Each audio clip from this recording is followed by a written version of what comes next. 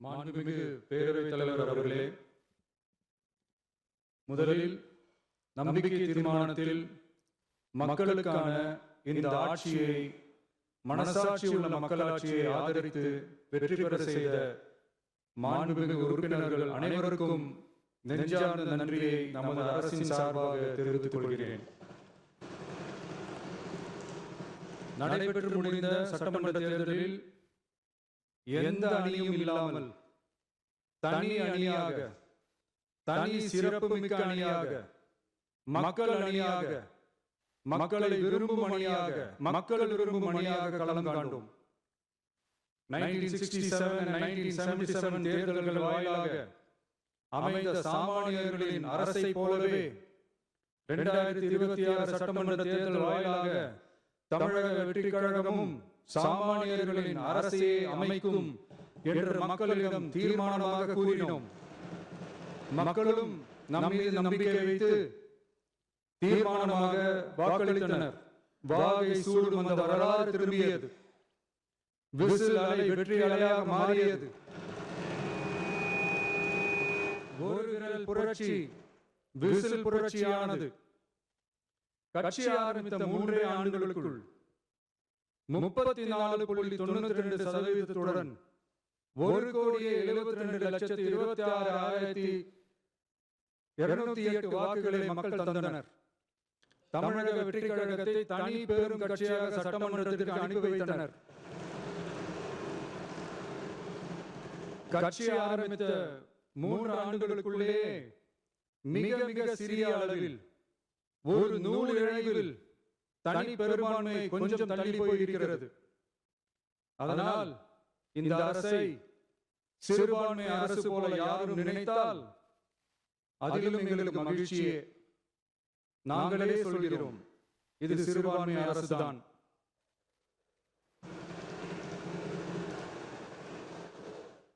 சிறுபான்மை மக்களுக்கான பாதுகாப்பை உண்மையாக நிலைநாட்டும் அரசுதான். அது மட்டுமல்ல, பெண்கள், குழந்தைகள், முதியோர்கள், இளைஞர்கள், அரசு ஊழியர்கள், ஆசிரியர்கள் மற்றும் உழைக்கும் வர்க்கத்தினர் என அனைத்து மக்களுக்குமாக அமைந்த அரசுதான் இந்த அரசு. அந்த நம்பிக்கை அனைவருக்கும் ஏற்பட்டதால் தான் இந்த நம்பிக்கை தீர்மானத்தில் அது நிரூபிக்கப்பட்டிருக்கிறது. இந்த நேரத்தில் இந்த மாமன்றத்தில் நமது அரசு சார்பாக சில உத்தரவாதங்களை நான் தர வேண்டும் என்று விரும்புகிறேன். தமிழக வெற்றி கழகத்தின் கொள்கை தலைவர்களான தந்தை பெரியார், பெருந்தலைவர் காமராஜர், அண்ணல் அம்பேத்கர், வீரமங்க வேலு நாச்சியார், மக்கள் சேவகர் அஞ்சலை அம்மாள் ஆகியோரின் வழிகாட்டுதலுடன் இந்த மக்கள் அரசு மனசாட்சியுள்ள மக்களாட்சியை தரும் என்று உறுதியளிக்கிறேன்.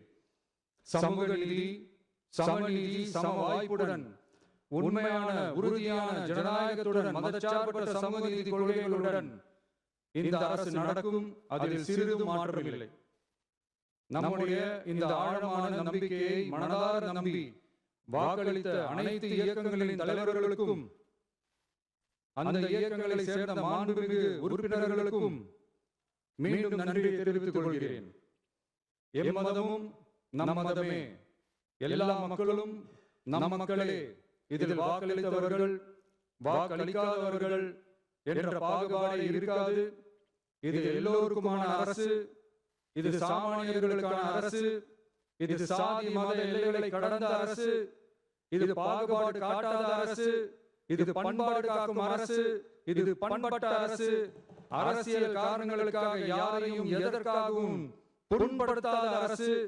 இதையெல்லாம் போக போக புரிந்து கொள்வார்கள்.